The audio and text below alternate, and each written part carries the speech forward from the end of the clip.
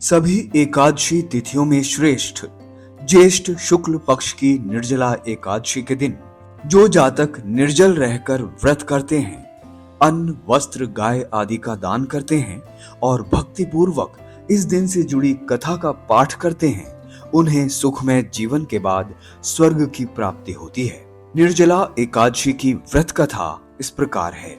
ये बात है महाभारत युग की।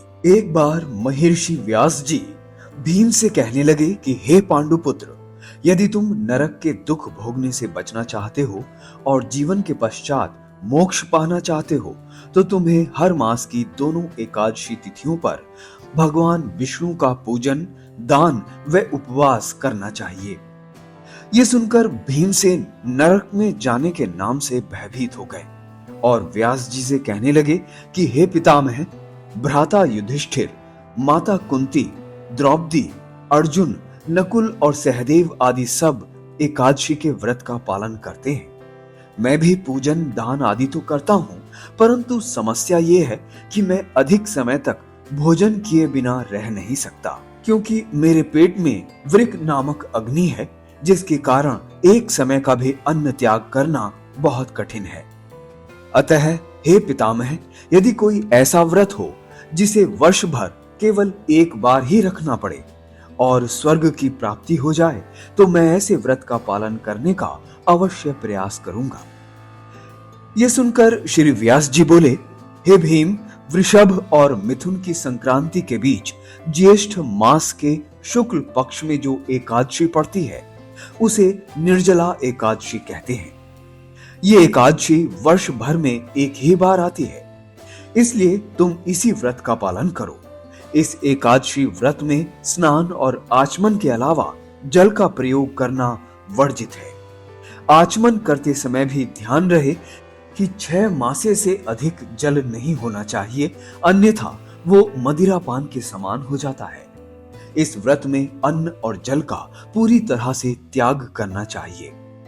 यदि कोई जातक ज्येष्ठ शुक्ल एकादशी को सूर्योदय से लेकर द्वादशी के सूर्योदय तक जल ग्रहण ना करे, तो उसे वर्ष भर में आने वाली सभी 24 एकादशियों के व्रत का फल प्राप्त होता है।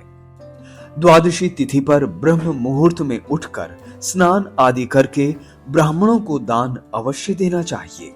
इस दिन ओम नमो भगवते वासुदेवाय मंत्र का जाप करना चाहिए, साथ ही गौदान भी करना चाहिए। इसके पश्चात ब्राह्मण व किसी भूखे व्यक्ति को भोजन कराकर स्वयं भोजन करना चाहिए। इस प्रकार निर्जला एकादशी के व्रत का पालन करने से मिलने वाला फल पूरे एक वर्ष की सभी एकादशियों के बराबर होता है। व्यास जी कहने लगे कि हे पुत्र, इस एकादशी का महात्म्य भगवान ने स्वयं मुझे बताया है।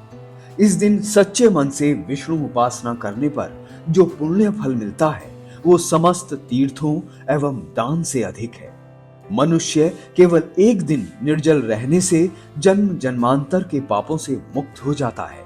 जो जातक निर्जला एकादशी का व्रत करते हैं, उनकी मृत्यु के समय उन्हें यमदूत की यातनाएं नहीं सहन करनी पड़ती, बल्कि भगवान के दूत उन्हें पुष्पक विमान में बिठाकर स्वर्ग को ले जाते हैं। इस प्रकार व्यास जी की आज्ञा के अनुसार भीम ने इस निर्जला एकादशी व्रत का पालन किया। इसी कारण ये एकादशी भीमसेनी एकादशी या पांडव एकादशी के नाम से भी जानी जाती है।